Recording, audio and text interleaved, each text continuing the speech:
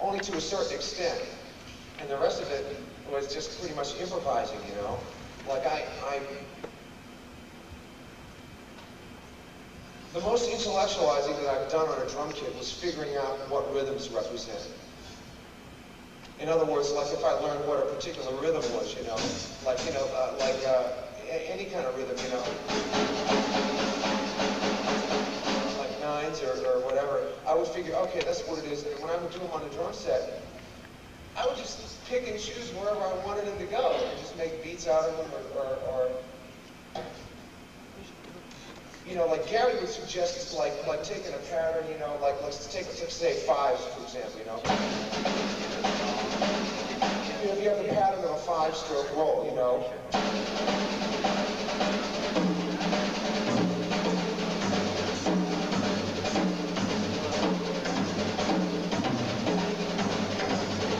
And breaking up doubles, taking the first stroke of the doubles, putting them on a tom-tom.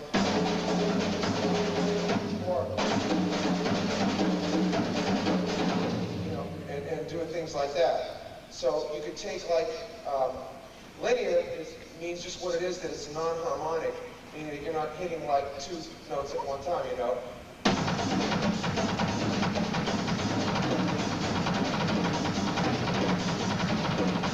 You know, like a mixture of let's take a 5 and a 7, you know. And then you're gonna make part of it harmonic and part of it linear, you know.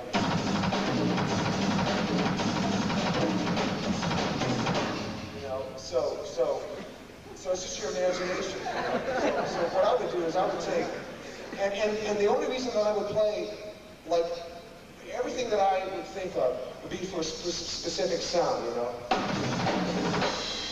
You know, all those kind of licks would be because they sounded hip. You know, not because it was a great intellectual exercise or because it was, well, let's try this and see what it does. I never did it for that reason, you know. Split your hands, you know.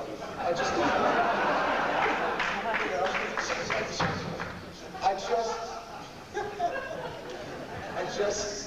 tried to do it for the sound of it, and I only intellectualized it to a certain degree. I mean, there are a lot of Gary's students who know way more about that than I do.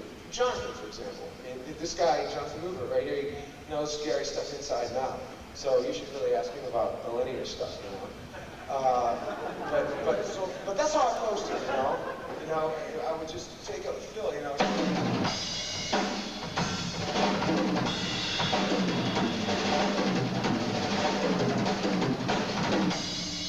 Just practice different things for however they sound, you know. And I realized that like if I took 7 notes like that, I'm just trying to reduce it to a simple level, you know, like when I was with Frankie, if I was playing a groove like,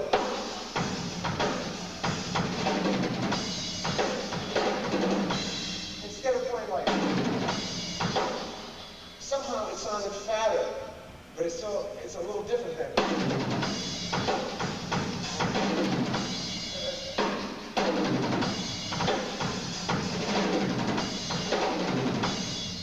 Into it with a 5-stroke roll, and it kind of prepares you, fattens the beginning of it, and the whole fill is a little fatter than 8 notes, you know.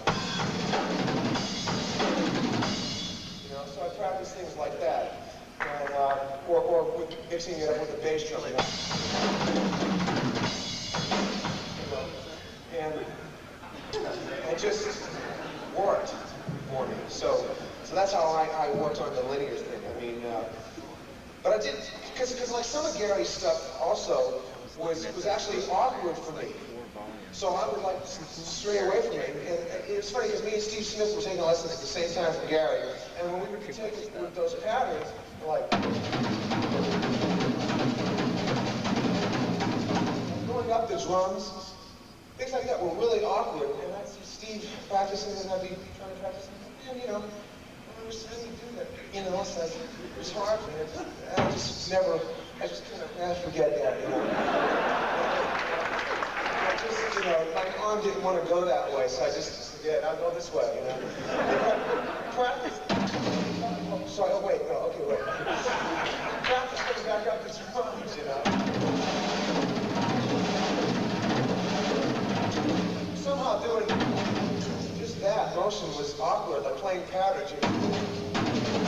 So I don't know, you know. So I just made up my own things that were. I was lazy, you know. I used a lot of doubles too. I always used it because I was, you know, I was just too lazy.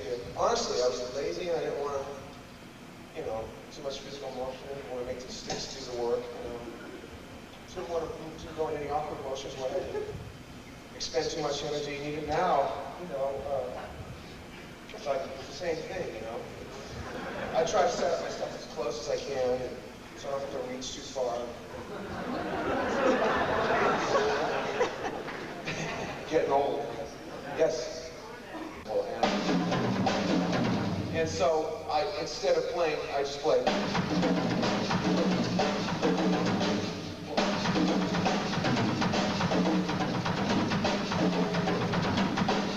Just replacing two notes with two kick drums, or however you want to do it.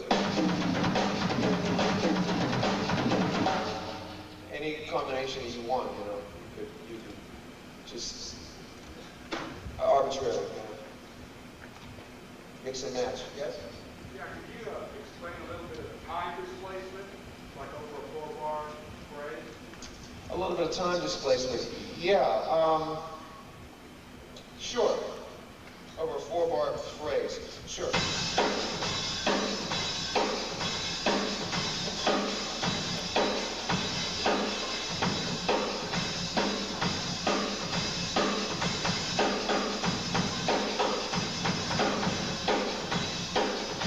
So, time displacement or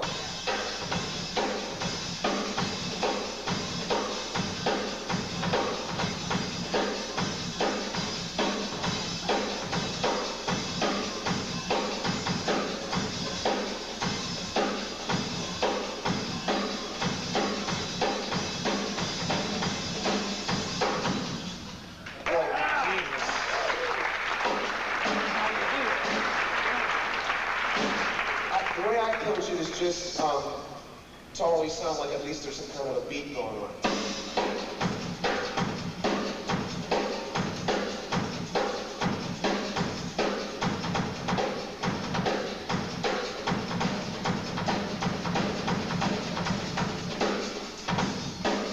And so I usually mix it up and just superimpose rhythms, you know, the things that I can superimpose, you know. You can get out of the 16th note thing too.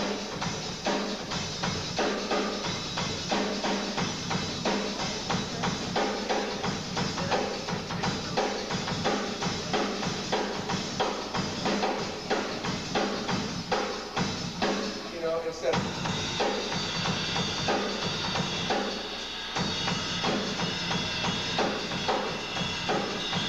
this is always happening, you know, play any kind of reggae or whatever.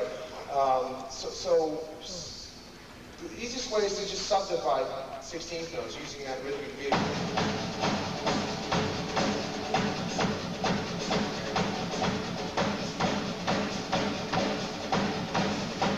You know, or however you want to do it with 5s and 3s and all that stuff. That's the best way is to, and you know, you use one until you get comfortable with it, you know.